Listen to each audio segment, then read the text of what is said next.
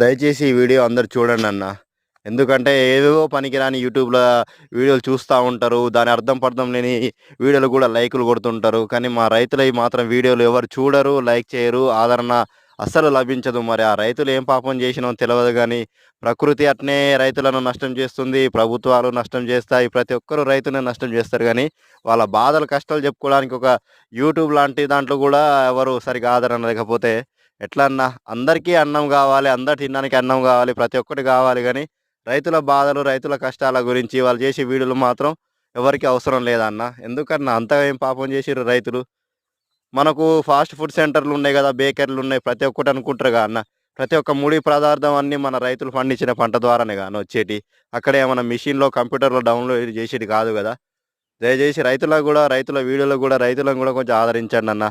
ఈ వీడియో అందరికి షేర్ చేసి కొంచెం మా బాధలు గూడా చూపెట్టండన్న. ఇవన్న రైతన్నలకు